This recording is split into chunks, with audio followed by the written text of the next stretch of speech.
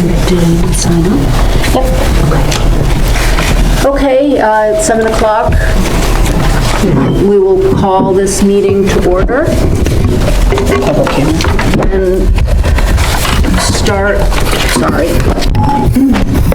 And start with the first public hearing on side code amendments. And Sue, do you want to call out who's the people who've signed up? Yeah, John McCachran.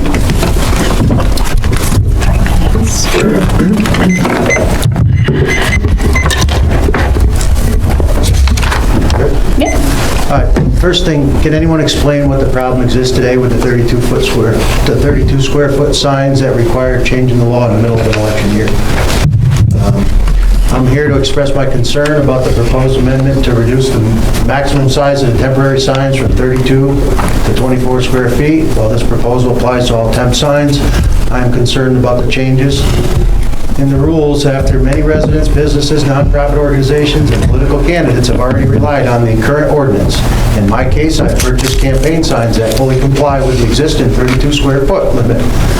I made that investment in good faith based on the law that exists today. Changing the rules now would create an unnecessary financial burden and require people who have followed the law to bear the cost of a change they could not have anticipated. If the town believes a smaller size sign is appropriate, I respectfully suggest that any change take effect after the current election season and after a reasonable transition period. That would allow every business, community organization, and candidate alike to plan accordingly without wasting money on signs that were legally purchased under the existing ordinance. Good government is built on fairness, predictability, and reasonable notice before regulations change. I respectfully ask the board to delay the effective date of this amendment so that those who have already relied on current law are not unfairly impacted. And, by the way, political signs are a form of protected political speech. Under the First Amendment to the United States Constitution, local government can generally regulate reasonable aspects such as placement, safety, and time restrictions, but regulations should be content neutral and should not unnecessarily burden political expression. If the timing of substance of this proposal raises legal concerns, it may be worth asking the town attorney to explain how this proposed ordinance complies with constitutional standards. Thank you. Thank you. Well said. We have David Buchan.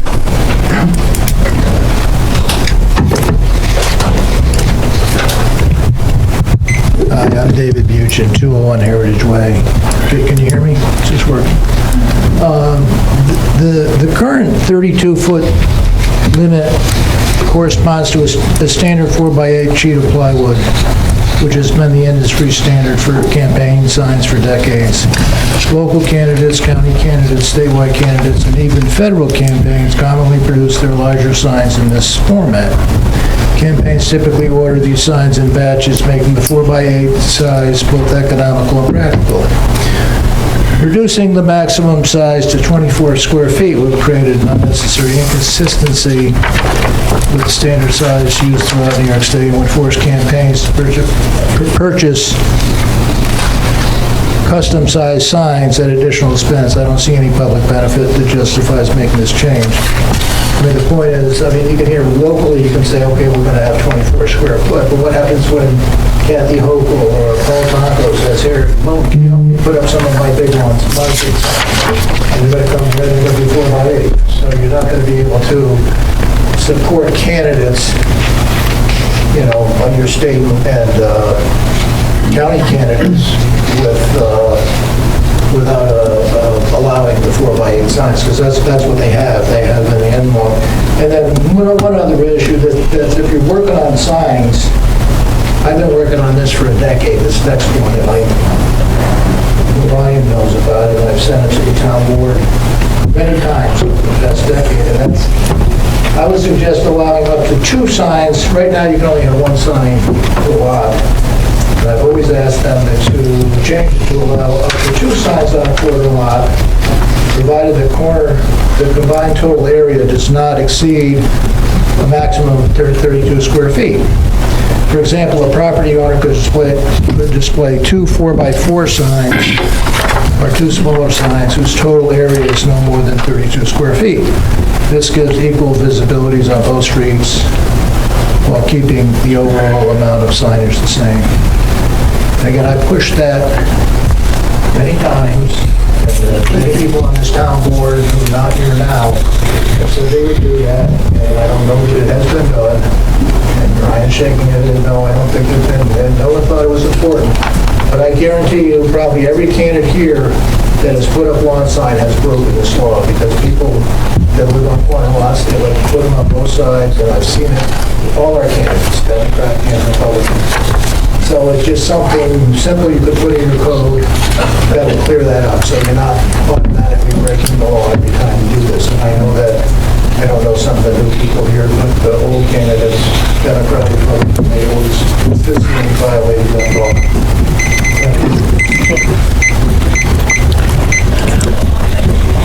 Mr., I can't read the first name, is it Karan? Michael. Well, that was easy. It was just one. Right now. Michael Karen, simply stating, I'm against the sign code amendment this year since the election season has already started, and maybe we can address that in the future items.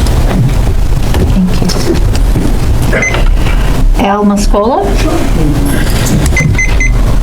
Good evening, everyone. I'm against any further government interference in our lives. I mean, now we can't even have a sign, so whatever size it is. So it's just kind of getting to be too much. So my opinion is I'm against the ordinance or any changes, but it just feels like we have more and more interference. The government says you can do this, you can do that, whether it's local, town, state, federal. I think I've had enough with everything. Stop telling me what to do and how to do it. Thank you.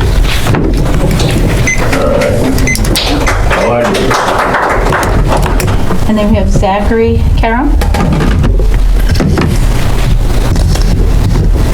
My name is Zach Karam. I just have a short statement that have the board consider delaying the sign amendment until after the election, since the election season already started. I think that would be fair out of respect to the amendment. That's all. Okay. That's it. Great. So I can speak to this if you'd like. Well, is that helpful? Is this a good time? Probably, right? So, hi everybody. My name is Connor Owen. I am one of the board members. And I am the chair of the committee that actually wrote this sign code. So first, I'd like to speak to the reason why this was rewritten, which is that there was a Supreme Court ruling that ruled that you're not allowed, as a municipality, to have a political sign code. The thought is that if there is a, let's say in this case it would be John, as a code enforcement officer, if he's looking through like all of these different types of signs that have different requirements, it's essentially government censorship for him to make a determination to say, actually, this set of code applies to this sign, this set of code applies to another sign based on content. So what this code amendment does is it takes all temporary signs and it doesn't allow a government official to decide what set of rules to apply to any given sign based on how much they like it or don't like it. So it actually gets rid of all political sign code and puts everything under temporary, non-commercial signs. Because right now, in our code, we have a big liability. If there were a big issue based on what we have in the code now, and someone decided to sue the town, we'd lose. Because our sign code is against what the Supreme Court says is the Constitution. Now, so that's the impetus behind this. It's just compliance with a Supreme Court ruling. What else?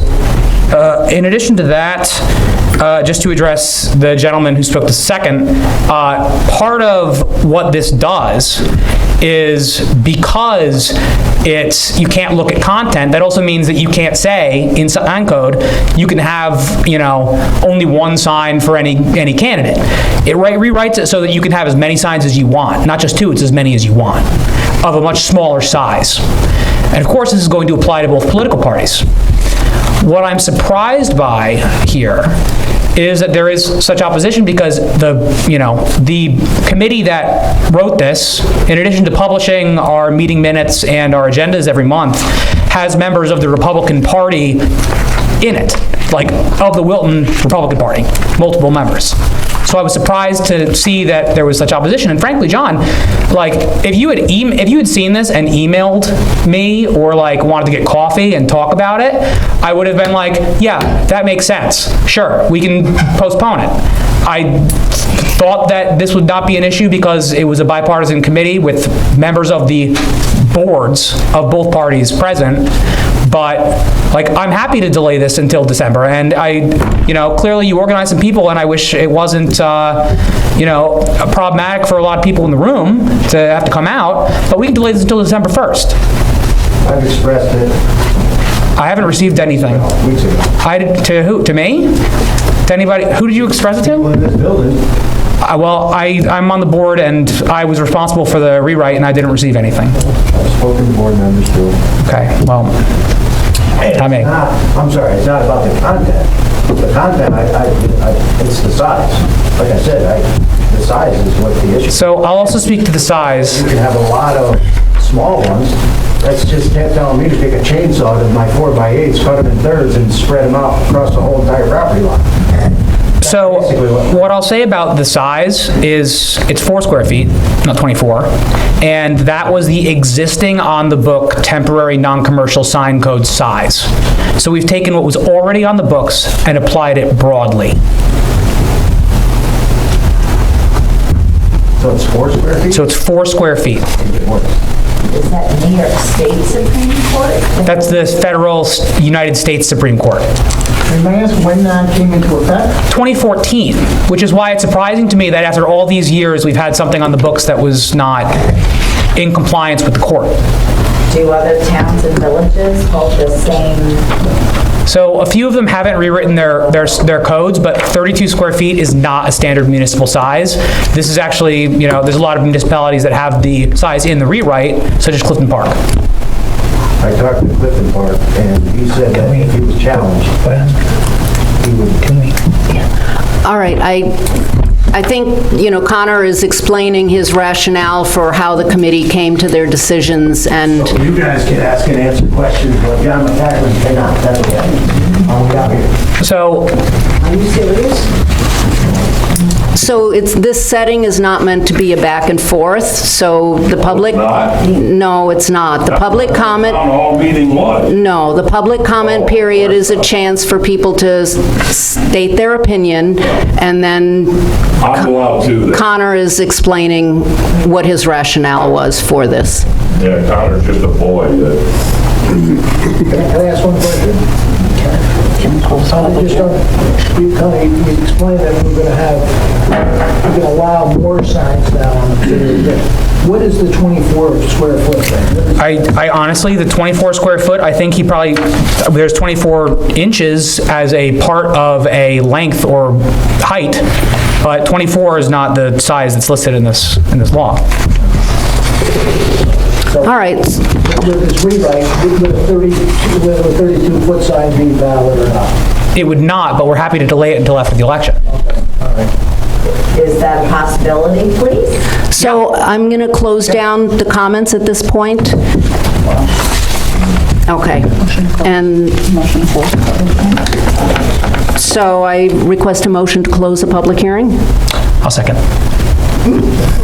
I'll move we close the public hearing. Okay, and all in favor? Aye. Aye. Anyone opposed? Anyone abstaining? Okay, thank you. For everybody's edification, shortly we have a public comment period in which people can make additional comments if they would like to. And then later on in the agenda, we'll actually be taking action or deferring action on this particular piece. I don't even know under here. Public service announcement, the family's easy. There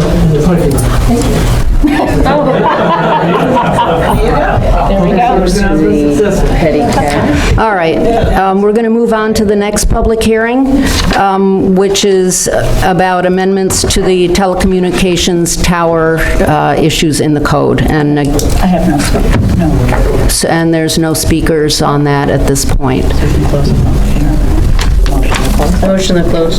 I'll second. All in favor? Aye. Anyone opposed? Any abstentions? Okay, motion passes unanimously. Okay, so we're going to open the regular town board meeting and start with the Pledge of Allegiance.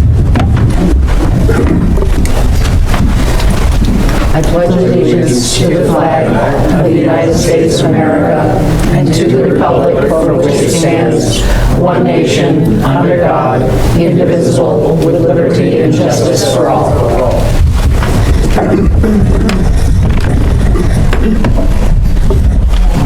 Sue, do you want to do roll call? Supervisor Stern. Present. Deputy Supervisor Rowan. Here?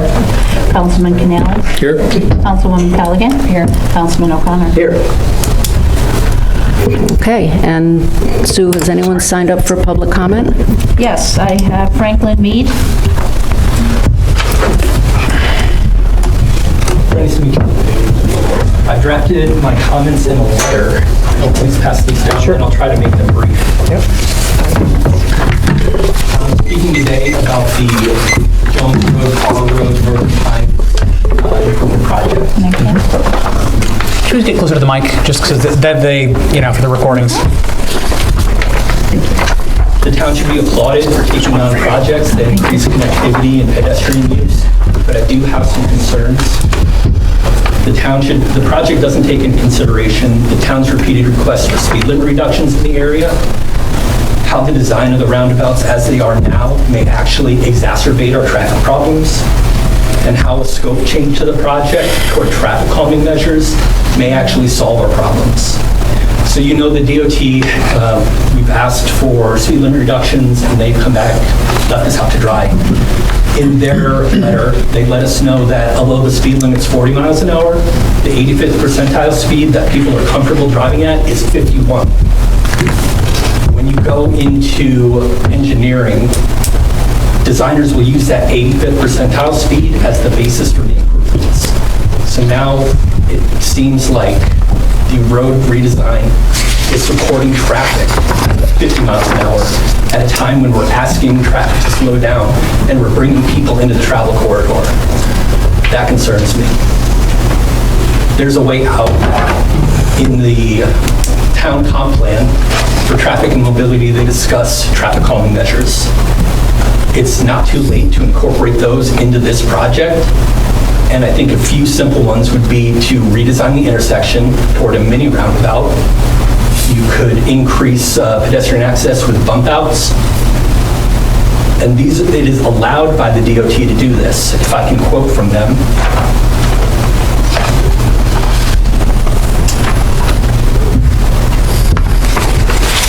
It's permissible by the DOT to design these improvements as traffic calming measures at a reduced design speed instead of the 85th percentile speed. You're allowed to do that. Further, it may be possible to reduce operating speeds for some projects as part of a traffic calming effort. A local road may have an existing operating speed far in excess of the desired operating speed. Application of the methodology in Chapter 2 of the Highway Design Manual would produce a design speed comparable to the existing speeds, exactly as I've described it. However, it may be acceptable and consistent with good engineering practice to progress, as exceptions to design standards, a design which will lower the anticipated operating speed. The design speed could then be based on this lower anticipated operating speed. Traffic calming projects are allowable with TAP funds. I don't think it would be, I know it's final design and the hour's late, and if the best time to make these comments was yesterday, the second best time is today. I think the town should involve the stakeholders and see if they can push for traffic calming measures in this project. Thank you. Thank you. Thank you. Josh Watkins. Trish? Trish, it is Trish. It looks like Josh. I didn't know that. Josh tonight. I didn't know that, Trish. I am so sorry. Your brother Josh was here earlier. Does it look like Josh? It does. Yes. I'm sorry, but I should have been paying attention. I'm a member of the steering committee for the Larry Gordon Outdoor Education Center. I've actually been a member before it became the Outdoor Education Center, because originally I was asked for Larry's scouting memorabilia collection to be housed in a converted nurse's cabin. That idea has expanded. I wanted to let you know that over the course of the winter, I was going through documents in our basement and found probably half a dozen proposals that Larry had made, along with budgets, for the creation of an outdoor education center at Camp Saratoga, going back to when the Scout Council owned the property. So it's certainly a vision that he had for the property. I appreciate the support that we've had so far for the project and look forward to working with the town in the future to complete the project. Thank you. Thank you, Trish. Thank you. David Buchan? I'm sorry, Trish, just so you know, early next week, Ryan and I are going out to meet with Margot and some other folks to talk more about it. I'll ask Margot when. Yeah.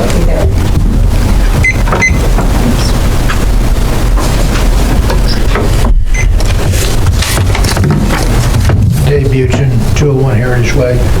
Just to follow up on the sign issue is, I was involved with town politics from really from 2012 through 2020. I was the Wilton Town Chair for 4 years, and Conservative Party Chair for 2 years, involved with a lot of politics all over the county. And one thing that myself, and I don't know if you know Pat Tuz used to be the chair here. And initially we had there would be arguments about lawn signs. Always said, in the right of way, is it too big, is it too bad? A lot of legal disputes over lawn signs, and some people would go to the code enforcement. Is Mark Munkins still here? No. Well, he was the code enforcement guy, and he would say, he'd call me up and go, look, guys, you guys need to work this stuff out and not tie up code enforcement with policing your stuff. So I would think that was a good rule. That was a good rule at the time. I hope that's still going on, is that most of these lawn sign things you can resolve. I would not say between candidate to candidate, because those are tough discussions to have during a campaign, but between party to party, those can certainly be resolved. And we resolved after that. There was, lots of legal issues, and we would just resolve them party to party rather than tying up code enforcement. That's all I got there. Thank you. Thanks, Dave. Thank you.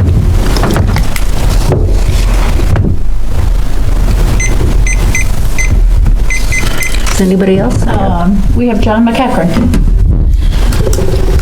Well, you could excuse my hostility, seeing how this worked already. That they allow the back and forth until I speak. So I guess I'll read speech number 2, which is, I'm here tonight as a resident who believes the public deserves honesty and transparency from its elected officials. During the last election, many residents were told door to door that certain changes would be made if this administration was elected. Those promises helped earn votes. Today, many of those same residents have learned that some of those promises could not legally or practically be accomplished. There is an important difference between making an honest effort and making a promise that cannot be delivered. Before asking for the public's trust, the candidates have a responsibility to understand what the town board can and cannot do under New York law, existing contracts, budgets, and local regulations. The people of our town deserve straightforward answers, not campaign promises that disappear after Election Day. If something can't be done, residents should be told that before the vote, not after.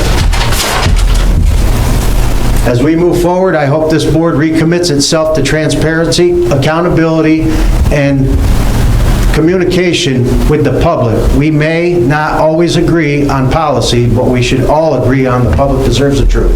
Trust is earned by keeping your word, admitting when something cannot be done, and communicate honesty every step of the way. And I'm referring to the promises of the sidewalks on a county road, sidewalks and bicycle paths on a state road that you guys knew you couldn't do. I've banged on 3,000 doors, and it was just all deception. And the stop of the,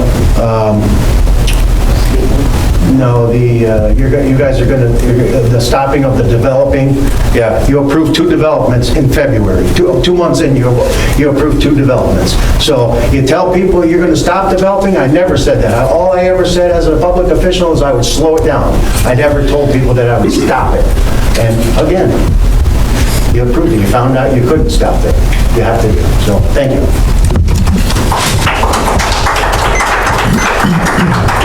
appropriate venue for campaign speeches? Is there anybody else who wants to make a public comment that hasn't signed up? I don't know if anybody. Okay, so we'll close this section and move on to approving pending minutes. I'll make a motion to approve the pending minutes. Second. And all in favor? Aye. Aye. Anybody opposed? Any abstentions? Okay, motion passes unanimously. And the next item, Connor, do you want to take it? Yes, sign code amendments. I've already explained what it is and how it works. The question that I don't think I resolved with you on the phone earlier, Aaron, is the commercial temporary signage, the 16 and 32. Do you have any opinions on where that should land? Well, I think our conversation was what I had heard, just so everyone's aware, is that a lot of the, if you go up and down Route 9, some of these projects, they have, you know, MLB construction, or, you know, the developers, or they have the involvement of SCDC, or who the bank is. They're marketing, and I think they have every right to do that. This new sign change would limit the square foot of what's on there. And I know we talked, because it's a distraction while people are driving, but I don't know that making a sign smaller is gonna make it more distracting. I think less distracting. I think it'll make it more distracting because people can't read the sign, and that we should allow the temporary construction signs to remain. And then the other question I had was the billboards. So the billboards themselves are a permanent structure, but the content changes every month. Those obviously are much larger than the 32 square feet. So those were the questions that I had, and how they work into the code amendment as well. And correct me if I'm wrong, my understanding about billboards is that billboards that existed prior to local code changes, state regulations and that sort of thing are grandfathered. I don't know if that's factually accurate, that's my understanding. Well, I'm wondering if we don't do that. I mean, the point was brought up with different non-for-profits and signage in town. If we just grandfathered all of it, you know, present to the code change, that we're not making people have to go out and get all new, you know, signs and stuff like that. It's certainly a possibility. It sounds to me like there's more discussion probably to be had, and clarification. On the, you know, nobody's gonna have to go out and get new signs necessarily, because if they're temporary, they are already like within a 12-month window, and some of these construction sites are gonna be years. Well, then those fall under a different part of the code, right? Those would fall under, they need a permit for that, right? Not for the construction signs, like, for example, on Route 9, the BBL signs. Right. For those new buildings. Yeah. Those are just, they go with the project. Are those considered? Like the coming soon, the architectural renderings that are out in front of a site, a property for future. So Ryan, are you saying as part of the site plan approval, the signs are included, or? No. No, okay. No, they usually just place them on the fence, or, Yeah. you know. Yeah, like at the BOCES, site here. Yeah. Yeah. You know, usually the banks have a sign funded by. Because I'll say right now, under the current code, the temporary commercial signs are limited to 6 months. So if there's no durational change, and those, like, I guess technically would probably be out of compliance or would need a permit. Yeah, because it says permit requirements. Conforming amendment, temporary commercial signage is limited to 6 months. I'm wondering if you make it 6 months or... You can't build a house in 6 months these days. You know, 6 months or until the completion of the project, whichever is I don't want people having to go and get a I think there permit. is some language in there with the completion of the project. It has to be taken down for the CO or something like that. There was language. I only have A on this paper because it's the only one that was edited. But I mean, I'm fine to just revert it to 32 if there's hasn't been any issues. Like, it's, you know, if it ain't broken, don't fix it. The only thing I'd strike is just the F from that section, just because it's no compliance. I don't have that in front of me to read those changes. It's on 5. It's like, flip it over. Document 5, it's on the very back. So it's on page 6. I'm looking at my sheets. Oh. Yeah, it just says the only thing for anything commercial is 129, 187, permit requirements conforming amendment. A4, the current language is temporary commercial signs not covered in section 129, 185 will be limited to 6 months and not exceed 32 square feet. And the only change that I'm suggesting that we make, we can revert that back to 32, and we can take that F and we can still strike that because 185 no longer has an F.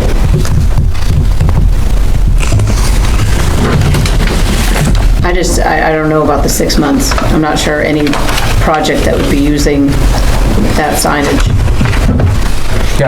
would be 6 months or less. Right. I mean, so we probably want... Same thing, I mean, like BOCES up here, we want them, like the town of Wilton wants these projects marketed as people are coming through town to know what's there, what the future is, or what a site has been approved for. Maybe it hasn't been developed yet, but approved. I mean, that's good marketing for us too. Sure. Just none of the, I mean, I don't know any development project that is going to take less than 6 months. You can barely do a fit-up for less than 6 months.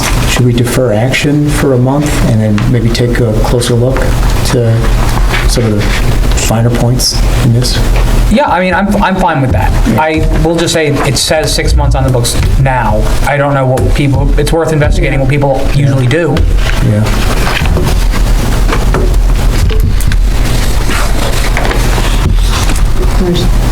John, has the department ever had an issue with signs lasting longer than 6 months? We don't generally go after the commercial projects. Yeah. We're up there when this project's done. They come down. Go away, the signs go away. Yeah. Usually not an issue. Yeah. And I would assume not too many, if any, people complain about them. Right. Yeah. They understand it goes with the turf. Yeah. I just know that limiting the time frame is fixing anything. Right, All right. Ryan, there must be signed upon issuance of the CO, so that construction signs aren't staying up after a building's already been opened. Yeah, I looked at 129, 185A. That's the one. Right. Yeah. It, shall be removed by Oh, you see, I don't have that on my document. Look at that. That's 125A. And this is 24 square feet. You should finish the phrase, right? Yeah. You should finish the phrase where it says, currently it shall be removed 5 days after completion of construction and prior to occupancy. Oh, yeah, I do. Look at that. Yeah. It's a valid building permit. Yeah, usually they're tied to the, they're on the construction fencing. There's some other sign, OSHA has requirements for sites, OSHA signage, they placed on boards, construction boards where all this information is placed. Usually it's a 4x8 sheet of plywood and all the information is provided there. So they put up those kind of things, that's more informational signage for the site too, so it's a little different. Okay. So I'm going to request a motion that we table. I don't think you need a resolution to defer. Just agreement among the board that will defer. So we'll defer and have further discussion next month. Yep. Sure. Okay. Okay? All right. Thank you. Okay, then the next item, Connor, do you want to take this again? The proposed telecommunication tower amendments. Yes, telecommunication tower amendments. So this is for engineered breakaway points. Essentially, there is a piece of a telecommunications tower that is intentionally made weaker than the rest in case there is some sort of catastrophic event. That would allow only a part of the tower to collapse rather than the entire thing, which is good, right? Right now, this is pretty standard. We have examples of this in town. And this just standardizes a process in a way that allows us to avoid some folks having to spend extra time on getting these up. You said the fire department agreed, right? Did that come up last month? Were they part of this? I don't think so. This is more just a fall zone. Okay. Yeah. Maybe I just heard from one of them that they agreed with it. All the recent showers that have been placed in the town have sought relief over this. They design it in such a way that it collapses at a breaking point. Yeah. So this just eliminates the variance process. Codifies it. Okay. So it makes it just more streamlined. I'll make that motion. I'll second. All right, all in favor? Aye. Aye. Any opposed? Any abstentions? Motion passes unanimously. Okay, the next item is an announcement of resignation from the Wilton Planning Board. Laura Lorenko, her family is moving to another community, and she handed in her resignation, which I think we're sorry to see her go. And I'm requesting a motion to accept her resignation from the planning board. I'll make that motion with regret. Hate to see Ms. Lorenko leave town. Second. With regret. Yeah. All in favor? Aye. Any opposed? Any abstentions? Okay, motion passes. The next item is request for a motion to approve the resignation from the Zoning Board of Appeals. Andrew Bobbitt has submitted his resignation. And motion requested? Motion. Okay. To accept. Thank him for his time. Sorry. And all in favor? Aye. Aye. Any opposed? Any abstentions? Okay. Full or alternate? Full. So we now have an opening, well, actually, so we have two openings now. One alternate opening and one full opening.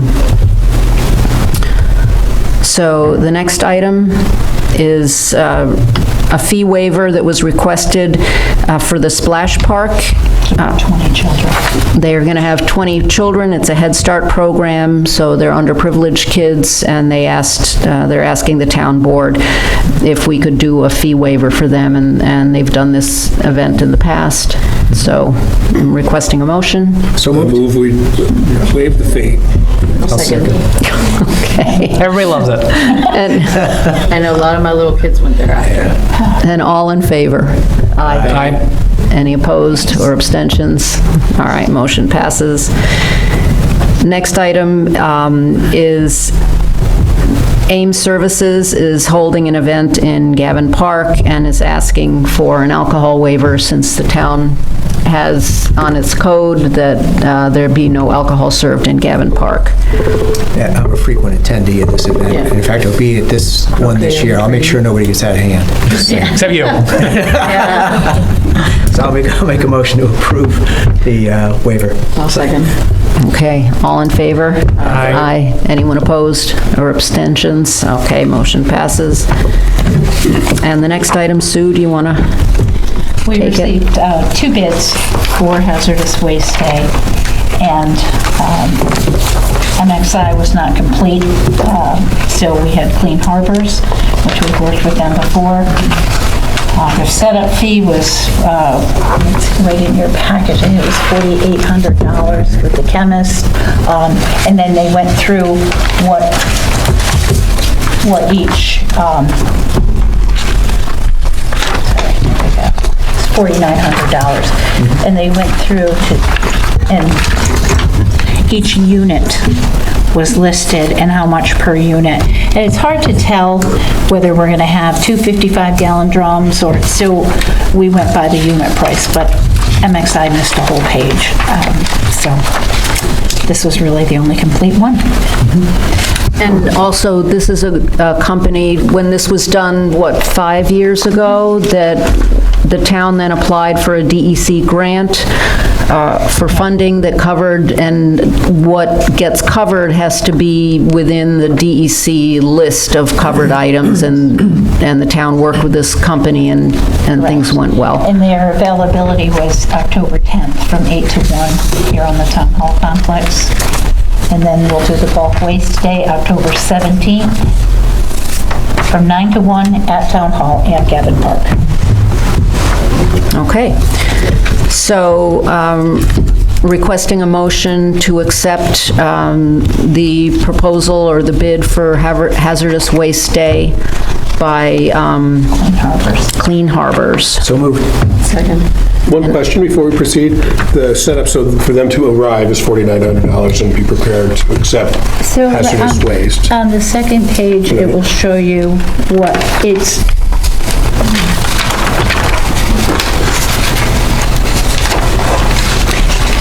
no, it's not on there.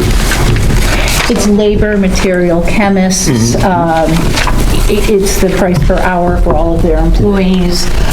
But am I correct that then we pay an additional fee depending on what is brought to the hazardous waste? Yes. And do we have a sense of what that is, or? No. Because you don't know who's going to show up and what they're going to show up with. Last time we did this project, the total fee was about $13,000, and we received about 6 machines back from the DEC.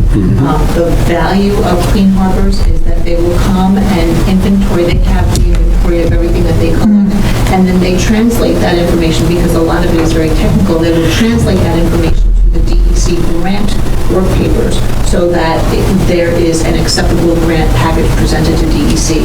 So, because, you know, how it travels from the collection site to the resting place of the hazardous materials is important also for the purposes of the grant. So they were very cooperative and very thorough, so I was very pleased that they presented a proper bid. So this is the labor, supplies, and equipment. It goes from the chemist, if there's overtime, the technicians. And they bring all their materials, equipment. They do. Tarps, all that stuff. Vermiculate everything, speedy driving. Very thorough, I'm sure it's a very thorough process. I just wondered that it's a sort of an unknown, but it's not a huge unknown on the day of.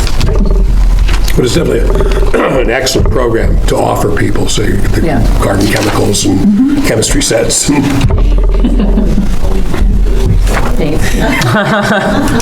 Take it with you everywhere. Back when I used to use batteries, I used to keep the little can of batteries. All right.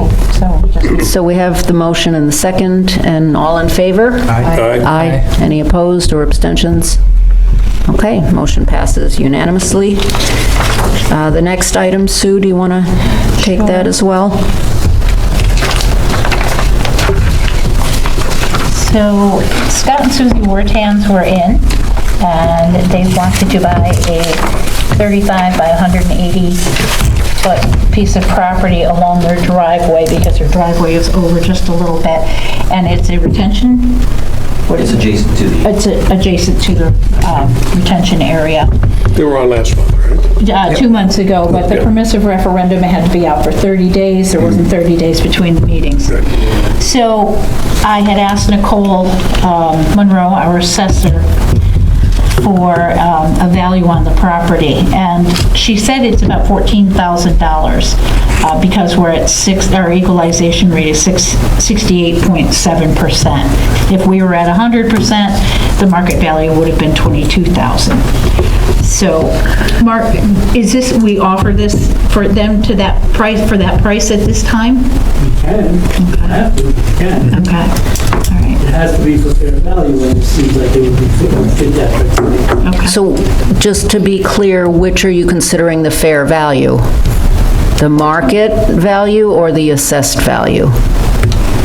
Well, Nicole had said the $14,000 with the assessed value with our equalization rate is what is fair market, really. That's how I understand it. Correct. Okay. Okay, so we just offer it, and there's nothing more that we need to do. I did not receive a petition within that time. Okay. Subdivision process we'd have to go through. Right, as far as agreeing on the price. Yeah, a lot line adjustment, really, or Was that the planning board? They're going to have to come back before the planning board, just a lot line. because it is in the subdivision. Okay.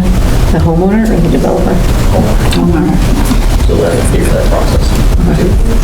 Council, do we have to take a formal action of establishing the $14,000 cost for acquiring the property? Authorize the offer, yes. Okay, I'll make that motion. Second. Okay, all in favor? Aye. Aye. Any opposed? Abstentions? Okay, thank you. Okay, the next item is We're in the process of doing a master plan to assess the utilization of the existing space in Gavin Park, taking into account what kind of things on the survey that was done in the newsletter, to see what the desires and needs of the town's residents, both adults and children, is, and how that will fit in. The initial master plan was approved a couple months ago at the town board, and this is an addendum that sort of expands further on the scope of those activities, and the cost for the addendum was $6,000. Right, my understanding is that some of that addendum is the population study. So I'm going to ask that we table this for now until we get the results of all the survey back, and there's more discussion about the population study. I think we need to go to the school districts and get information first, and I think we need to wait for the full survey to come back so we can have all our information that we need before we spend $6,000. I think the population study wasn't in this addendum. We had talked about it, but it didn't get included. So the draft copy that I have is all hardlined, so it's not even a proposal that I would say would be something that would be a document that the board can read and say, this is it.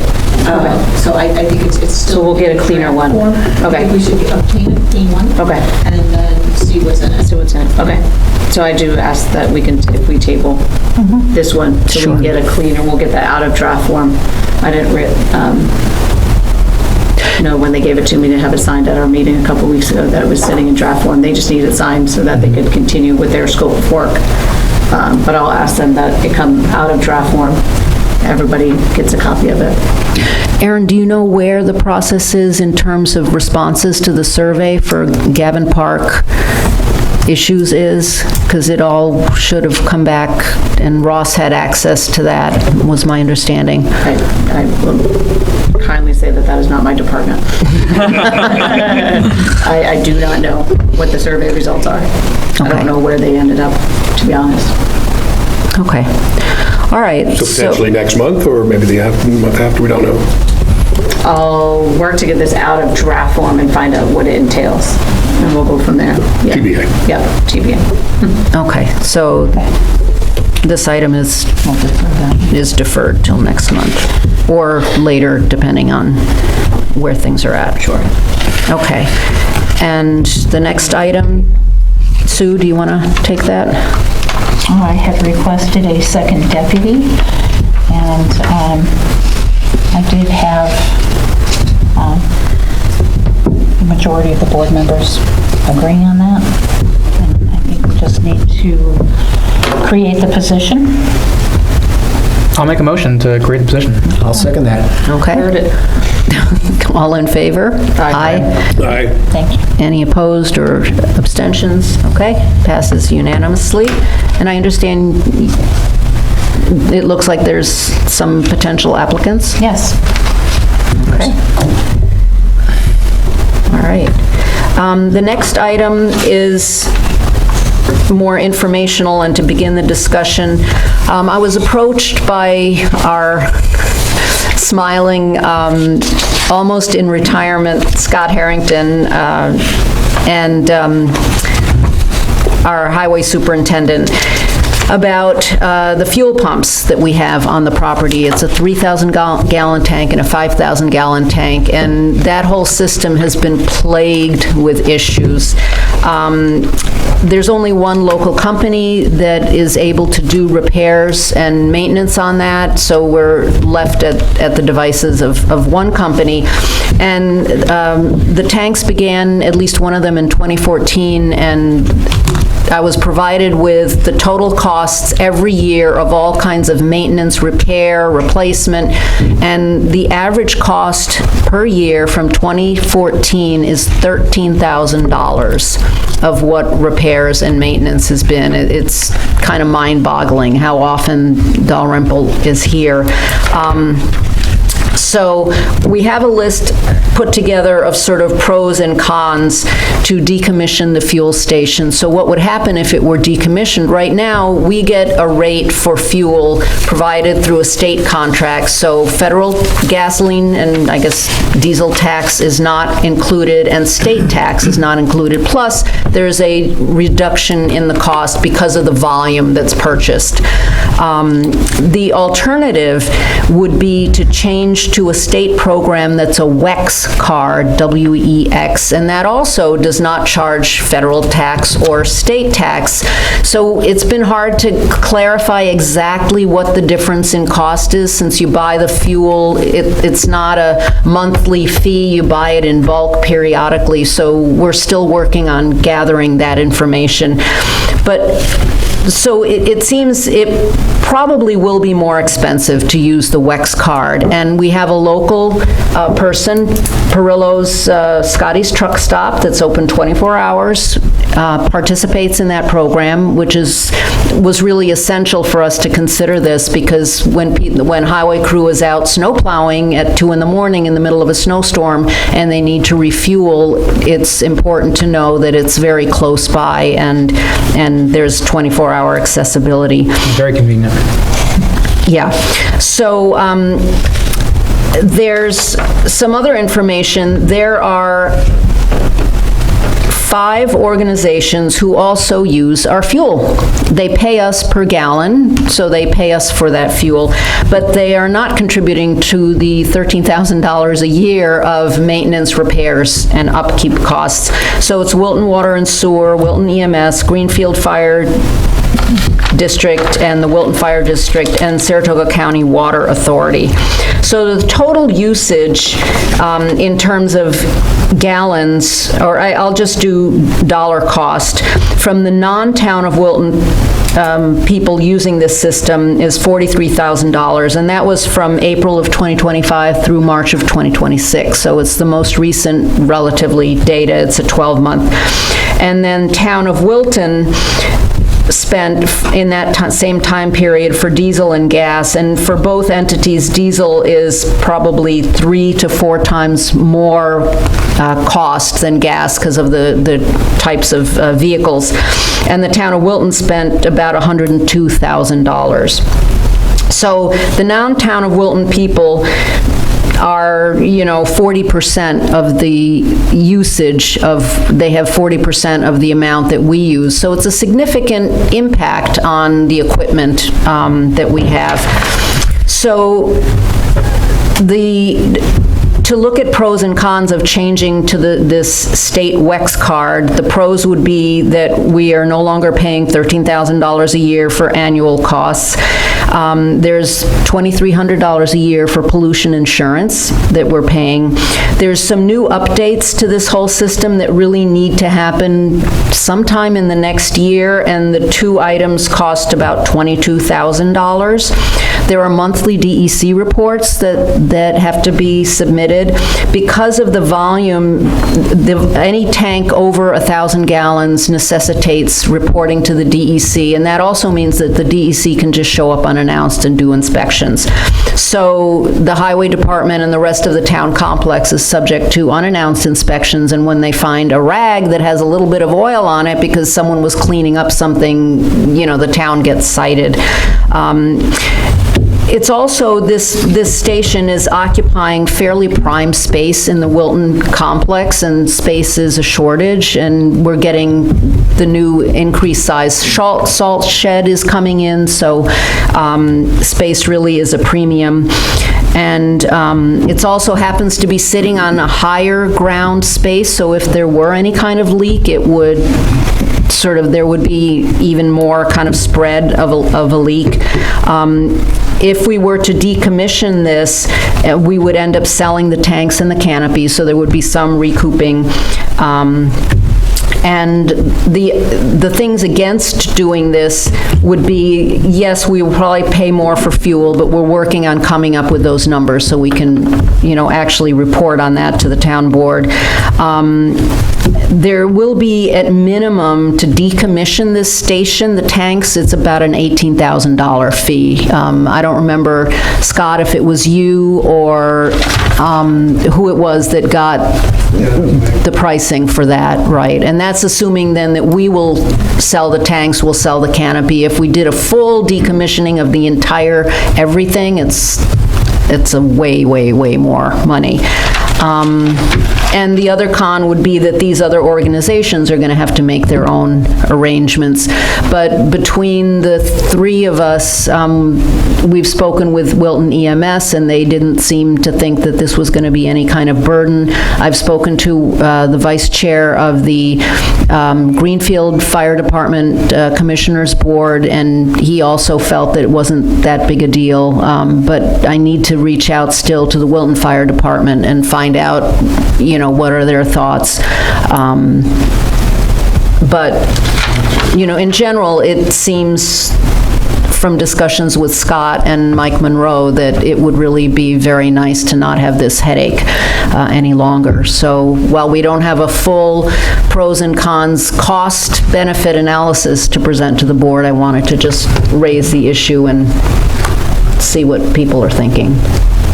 Yeah, I mean, I think that the first thing that I'd want to see is the cost-benefit, analysis. I want to see exactly what it nets out to for a year. And I also understand that, and I don't think we've taken advantage of this, but a lot of municipalities can opt into long-term contracts on fuel price to stabilize, and there could be an opportunity there to have even greater savings. I know that there's like state programs that allow that, and long-term fuel projections don't look great, and they didn't look great before any conflict. It's just just a market reality. So we'd also be losing that extra opportunity that we have to maybe secure a price that we can predict versus relying on the card. The WEX. The WEX card? Yeah. But I'd like to, because there were a lot of numbers being thrown around and a lot of follow-up questions I have about each individual issue. Like if we decommission this, I understand that it's, there are health liabilities sometimes associated with the ground that's been used for tank storage, fuel tank storage. Like what could we actually do with that? I just want to see the numbers in front of me and have an opportunity to dig in a little more. Yeah, I agree with Connor, and also a concern I have, I remember when I worked on the Wilton Developmental Center conversion to the private sector, they had their own gas tanks up there, and they had environmental problems, and Were they above-ground tanks or in-ground? In-ground. And they wound up, it was at least $250,000, maybe $500,000 to, clean up the soil issues and other matters that went on up there, so. I mean, at this point, there actually has not been any evidence that there's been any leakage of this. Leak detection, there's no leak detection. You go with the WEX card though, so it's our county sheriffs, your state troopers, DEC, everybody uses it. Town of Moreau has switched over and... If the DEC was here, he even said they use it, they don't have tanks at DEC's locations because of all these systems. Yeah. If you find us, it's going to cost way more than what you may spend extra in gas and diesel. Yeah. And also we've run out of fuel in twice. Put a bigger tank in, but because of the usage, we actually ran out of fuel, which that's not good either. What do you do when you run out of fuel? Those guys, you pay the market price, I believe right now. Yeah. So the worst case scenario in this is also just doing the thing that we're planning to do anyway. Well, it's hard though, because I think there's a program, we look into it, I don't know if we look into it, but it does calculate the taxes, and anybody that does use it from the state or county, they all like it. Okay. This did come up in passing at the emergency services meeting on Monday. And the question was, they'd heard that this might happen, and I said that it was on our agenda. It was an issue that the town was working with, no resolution, no final decision, but they were aware of the WEX card system and seemed to be favorable to it. No one... So all three entities? Well, Nash was not there. Nash did not speak to it for emergency ambulance corps, but the two firehouses seemed to think it was not going to be the end of the world. And they also, I think Nat King indicated that the card is very flexible, that you wouldn't just have to go to Scotty's, that you could use it other places. Right. There are But that was... many stations participate. But that was sort of key for us because it's right here and he's open 24 hours. Right. So it would be sort of the go-to, but it's not the only option, so. Yeah. So, but certainly I would urge you to pursue close communication with other town entities, because they're used to it, and, they would need a lot of forewarning. But I think the program, as it is very straightforward. It's a credit card with a name and a number and a vehicle attached, so it's a good management system to say you're not filling up your boat or your RV. Right, so there's a credit card system that the vendor will have specific equipment to accommodate the WEX reporting that comes back to us. So there's a portal that the town would log into, and we would download all of the activity. We would organize it by department, by car. You could even put in an odometer reading so that it helps to have some kind of control over specific equipment that's going over to get filled up. Fleet management. Exactly. So we'll have to generate a policy for using the WEX cards, of course, but that would be down the road. But another good component of that is the reporting capability that WEX provides to the users. I'm a little concerned about what Ray said. The first thought was, tanks in-ground remediation. But our tanks are above ground. Oh, okay. Yeah. Oh, yeah. That's good. They're Okay, above so ground and they have a cement, There've been spills. what's it, a catchment under them. And there historically has not been any. $500,000 remediation bill. Dual wall tanks, plus there's containment underneath the tanks. That's why the tanks might be worth something in the market. Yeah. The other option is maybe a policy one, maybe a canopy, but it's fuel pumping devices from gas pumps to diesel pumps, and do all new piping. You're going to spend a lot of money doing it. So stay in the gasoline and diesel business. I mean, another option might be to sort of pass on some of the burden of the maintenance cost to the other entities that are using, almost, 40%, 43% of the amount that we're using, and to sort of spread that around, but... Unless the dollar differences are crazy, go for the WEX system. Go to Scotty's, go to another service station, fill her up, done. So at this point, though, it sounds like from this discussion that you want a little bit more information about the per gallon price comparisons. And that'll also give the other organizations a little more time to make their adjustment. Whatever it's worth, the per gallon price comparisons would be not based on what we will pay, but a historical, because we don't have future pricing. I mean, we can go to the futures market and see what it would be, but it would be a little too complex for the purposes of this exercise. But that's true. Look at historical information to see what the per gallon pricing of WEX was versus the for a similar time period. Or, state contract pricing. And I think that would be a benefit for analysis. Yeah. I wouldn't be surprised if the spread is, although obviously fuel prices go up and down, that the spread is probably fairly consistent, I would think. Yes, I would think so. Yeah. And the WEX is a state-sponsored program? So WEX we're kind of piggybacking off the state of Washington's program. The state of Washington had a contract with WEX. And so New York State entities and New York State agencies are also using that. They're also piggybacking off of that. Recently, NIOT just released some information about the New York State being able to piggyback. So there's my concern. So if we can't piggyback off WEX, we're back to square one, like, well, where do we go? But that might be a future concern. I'm certain that there would be another entity that would take over, because all state agencies will be in the same boat if they can't piggyback off of the Washington state contract. So I'm sure there will be some remedy if that happens, where piggybacking expires, you're not allowed to piggyback off of contracts anymore, something's going to have to happen. So I don't think it would be an obstacle for us to move forward looking at that conversion. Any idea how other states do this? So I only know New York State will allow their state agencies to utilize the WEX contract, but I don't know any other states. I'm sure other states do. I mean, because New York's a lot bigger than Washington. Yeah, right. That's true. That's true. So, more to follow, more All right. information. Yes, yep. Okay, thank you.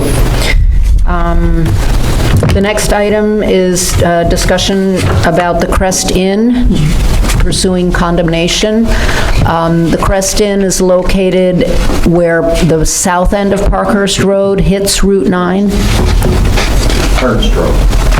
Roughly in that area, but exactly where the south end of Ernst Road hits Route 9, and it's on the same side as Ernst Road. And it's an entity that's been condemned by our building department since 2024 at least, and before then. It's been... Is this what place I emailed you about the other day, John? Yes. Okay. And it's changed ownership hands a couple of years ago, and the new owner continues to say that they have plans, they want to, come up with site plans to kind of renovate the area, but our building department feels that things are absolutely not remediable in terms of real foundational and structural support issues. And they had an engineer come out and this was sometime last year, do his evaluation, and it was just a ludicrous engineering report. It touched on just a few items and didn't address multiple other areas that are of major structural concern. So I went there a few weeks ago because I was just driving through and I saw some, very obscene graffiti, and I stopped and I took, because you can see it from the road, took photos of it, and I poked around. So I looked around the property. It is bad. Yeah. It's bad. My understanding is there's been squatters in there too, right? And that property was owned by the people who were involved in this. The limousine accident. Jesus. So that's when that went south, because they all bolted. So the fact that it sold or changed hands, I'm a little hesitant to buy any of that. But I know there's part of the family's not even in the country, and there's a lot going on. I have no issue with condemning that property. Yeah, I have no issue. I mean, it's already been condemned. Yeah, no, but moving forward to having it demolished. Yeah. So It's a case of an attractive nuisance. Very. It's like there are big, wooden plywood on the walls that are, part of it's broken. You could easily just lift it up there. Over there too. And there was, I think, John, you went there in the last week, and there was actually a door that was openable, so clearly it's accessible. Yeah. So I think we just need to make sure we have all our things in place and sort of proceed forward. I guess one of the questions is whether we should get a separate independent engineering review or just go based on... Based on my engineering expertise. This place is a dump that needs to be leveled. Yeah, I don't think we need to think about it anymore. For a very long time. If it's a duck walks like a duck, sounds like a duck analogy of engineering. Yeah. If it's about to burn down. That's probably what they're waiting for. All right, so we will proceed forward. Okay. And what is the process if it's been condemned? The Supreme Court action, is that what we need? I think we need, John, you need to make sure that everything is exactly...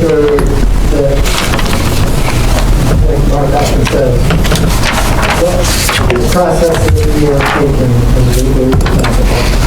So the way we proceed, we can't be arguing maybe there's something wrong Right, so that's an excellent summary of our advice. We haven't seen anything about this at all. So we can't endorse it without some paperwork, but what John just said is exactly what it does. So are you then asking basically John to send you guys the current paperwork as things are? Yes. Thank you. He said like lawyer. true town council. All right, so we will do that. So do we need a motion to refer to council for legal process for? Don't. Okay. You also need to adopt an order. Yes. That will be done by motion, but for first us for review, recommendation, you don't need a motion. Okay. Thank you. So, Mark, do we need a motion to proceed with this process, or no? Not yet. Not Make yet, a referral okay. to council. Will, you just don't get. Yeah, the Okay, council will thank come you. back to us with a recommendation of precise legal action. All right. The next item is about a friendly acquisition agreement. The Carr Road, Jones Road Improvement and Connectivity Project is ongoing. There's a company that's specifically been hired to do the right-of-way easement and property acquisitions. A lot of it has been done. There's a small strip of property that belongs to the Greens. It's the proposed multi-use path does not cross over their driveway. This is between their entry and exit ways and McGregor Link, so it's along that edge of the property. It's not in front of anyone's home. Because this is a purchase of property and not just an easement, by their rules and regulations, they need 60% of their HOA to approve it, and there's all kinds of rather onerous rules and regulations about what type of meeting and how you advertise and how you conduct this meeting to get this HOA vote. And so we were contacted by the board of directors of the HOA requesting that we proceed with what's called a friendly condemnation, so that we can bypass the full HOA board vote and proceed along that way. I'll make a motion to approve. Second. All right, all in favor? Aye. Aye. Any opposed? No, I guess I'm too wordy. You, Connor. Committee reports. Aaron, do you want to start? Anything? Still working on the Gavin Park Master Plan. We met a couple weeks ago. We are meeting next week.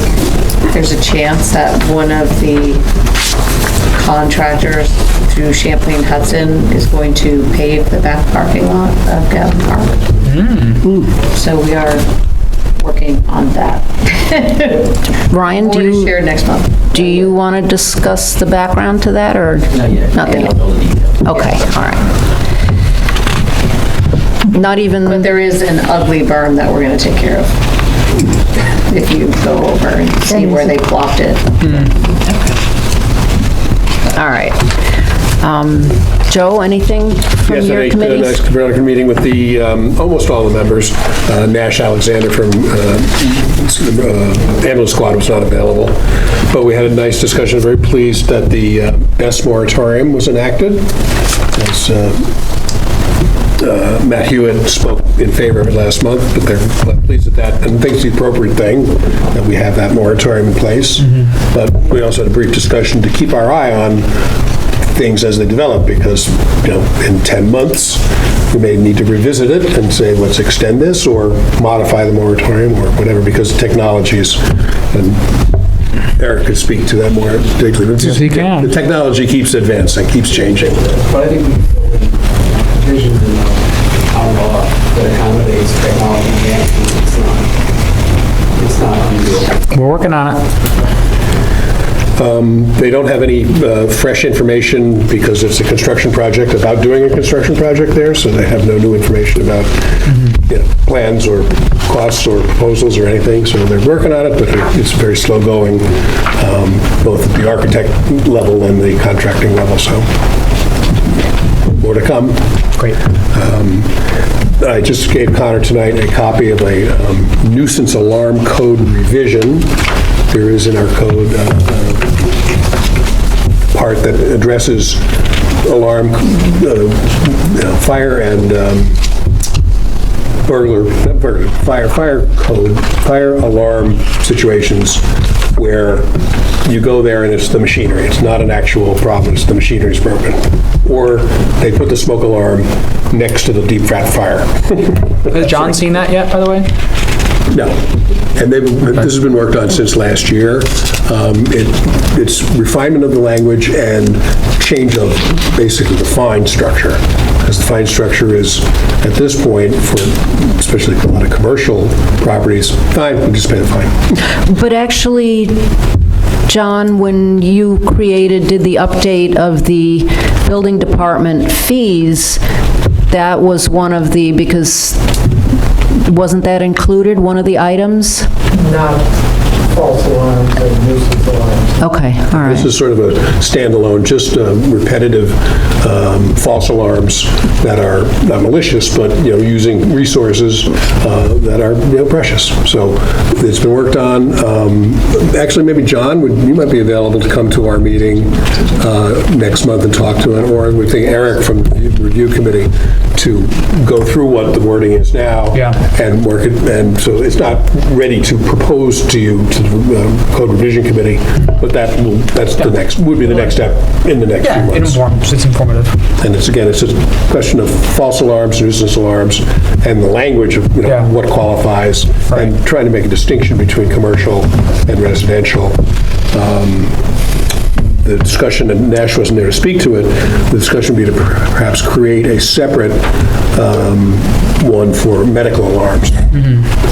Because that's, something that the ambulance squad deals with sometimes, but it would be, where the medical alert stuff sends out a code.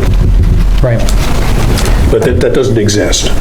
This is just strictly fire and smoke, those sort of alarms. And did they suggest we have someone who is able to use discretion? Because I know in our office park, Teddy Bear Daycare, Wilton Water had to turn off water because of a water main break.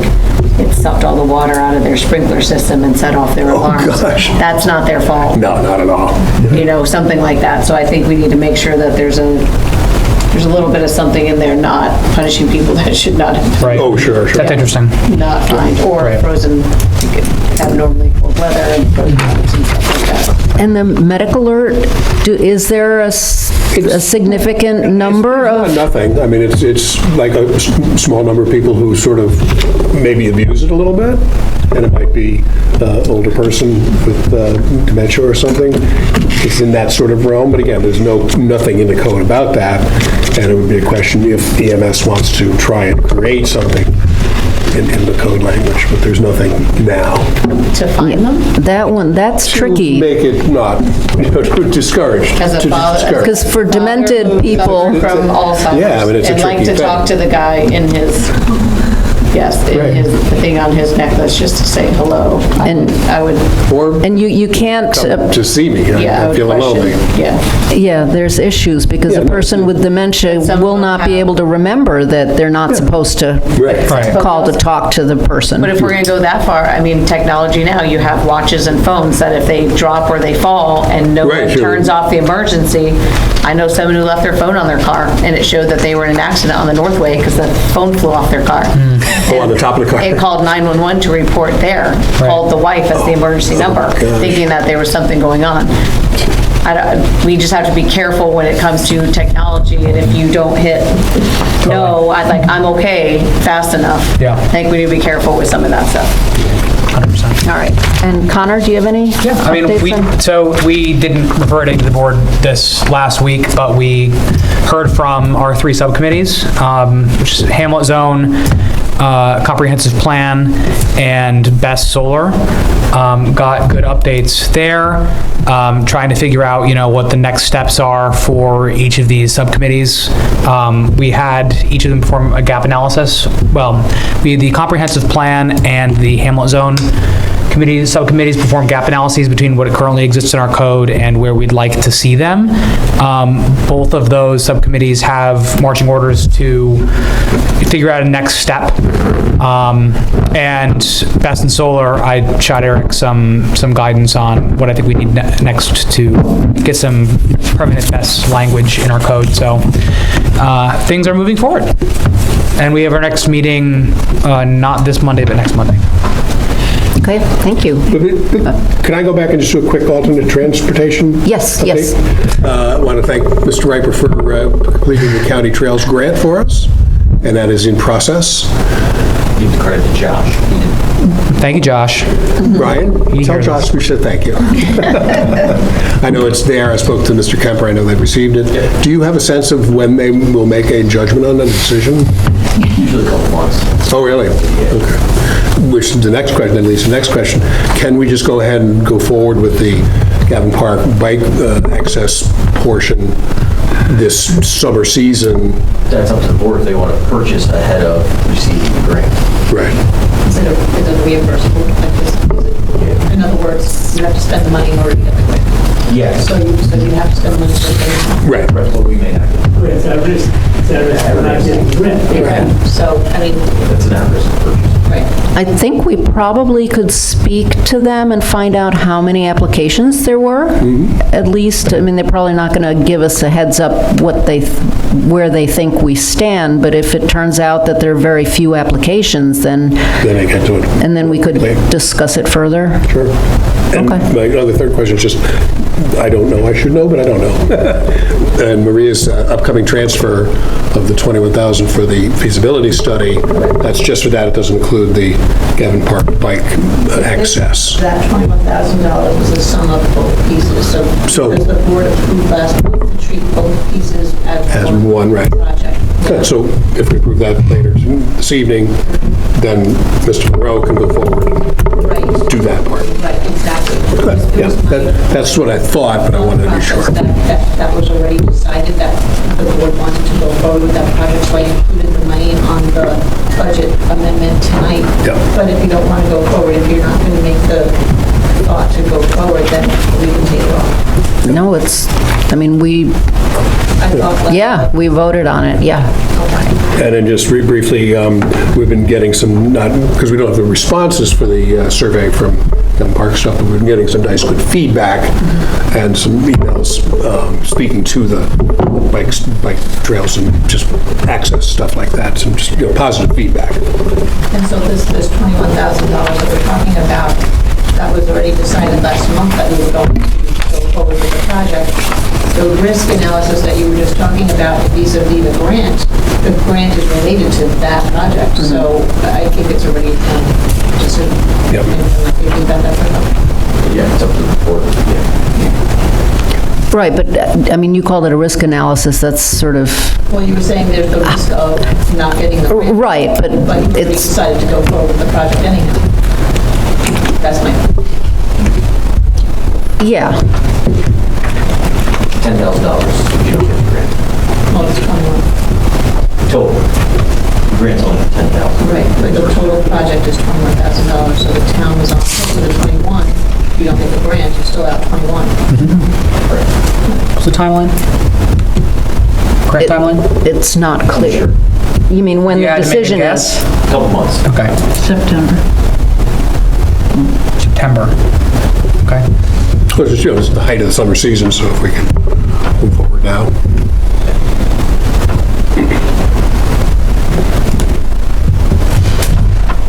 All right, Ray, do you? Yeah, a lot of work got done this past week on the pathways going down to the fishing station along the Snook Hill. I wish Mike Monroe was here because he could take a bow. The crew is doing a really nice job out there, especially working in the kind of heat that they've been working in this week. And so, we're looking at, not too distant future, having a ribbon cutting ceremony there.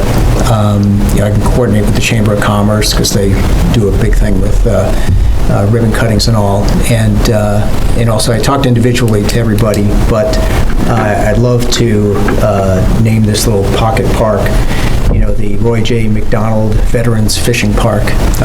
For those who don't know, Roy got a lot of good done for this town over the years. He was supervisor when we got Gavin Park, the Wilton Wildlife Preserve, a lot of different projects. He was a forward observer with the 7th Cavalry Unit in Vietnam, served with distinction in the United States Army, so I thought it would be suitable to recognize him with this project. I would agree. I thought you might. Would you like a resolution to that effect? Yeah. I move that we name the new fishing park as stated. Say it again. Second. Roy J. McDonald Veterans Fishing Park. Second.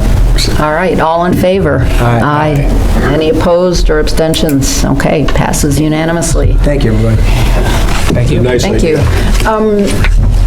Ray, do you want to mention the VCH Oh, yeah, a week from... event on the 11th? A week from this Saturday, the Veterans and Community Housing Coalition is having an event at Gavin Park, a fundraiser called the Red, White, and Luau. So make sure if you attend that you bring your best Hawaiian shirt. But there'll be entertainment, a lot of stuff for the kids. It's a family-oriented event. So, like I said, it's at Gavin Park. So I encourage anybody and everybody to attend. It's a wonderful organization that does a lot of good. We have subsidized veteran housing right here in town that happens to be right next to the future Roy J. McDonald Veterans Fishing Park. All right, great. Okay. So, Maria, you want to go ahead with the comptroller's report? Yes, thank you. So we have budget amendments, no budget transfers this month. The first budget amendment is to fund the payroll for 2 employees who will be picking up some additional work and reducing surplus in our building and alteration procurement commercial revenue line to fund that. The second item, again, using the building and alteration commercial line, we are funding some additional budget for personnel for advertising for that department to attract an additional employee situation. We're skipping over item 3 because we had decided to table the Gavin Park master plan. Item 4, we are using the surplus in our sale of equipment line to fund a transfer to the capital projects line.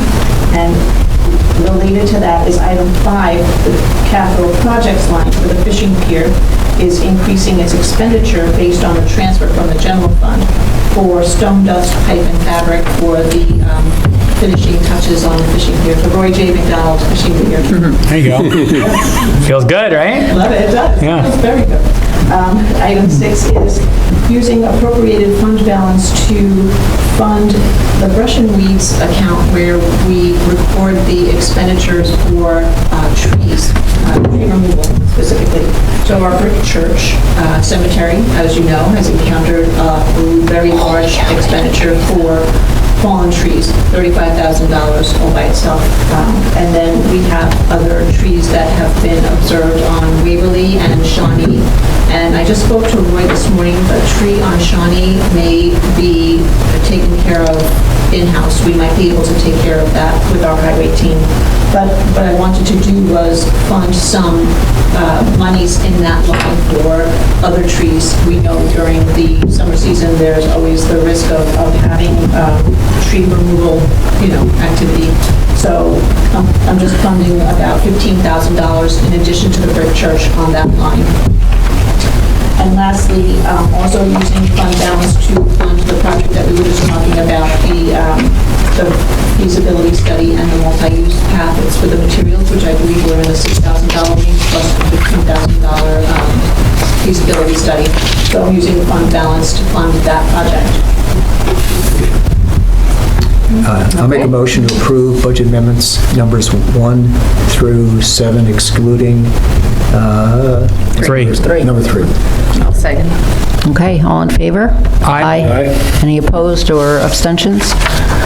Okay, motion passes unanimously. Thank you. And item 2, Mr. Mark Kinsella is available to work as a temporary part-time employee in the building department.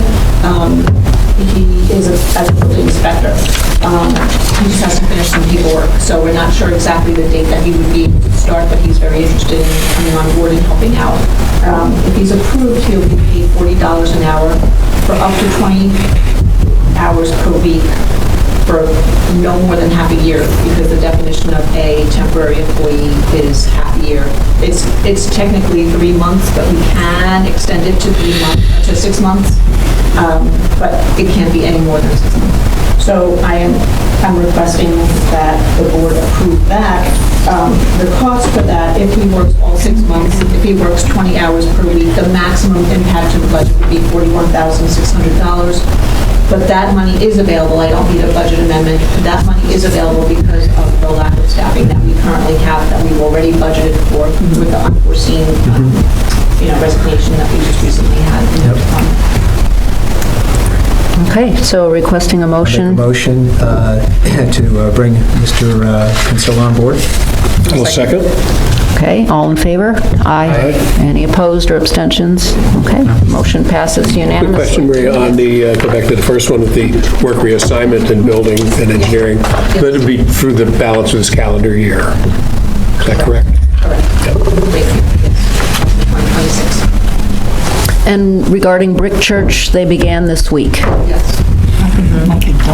Great. So, Yes, by there we today. provide the purchase order to them for the balance of the available monies that was in the budget. So they began, and there was funding behind that.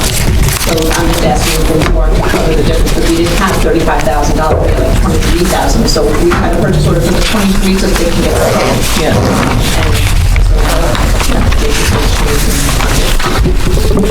Okay, thank you. All right. Request a motion for adjournment. So moved. And all in favor? Aye. Aye. Happy 4th of July. Happy 4th of July. Stay cool still tomorrow. One more day of brutal heat.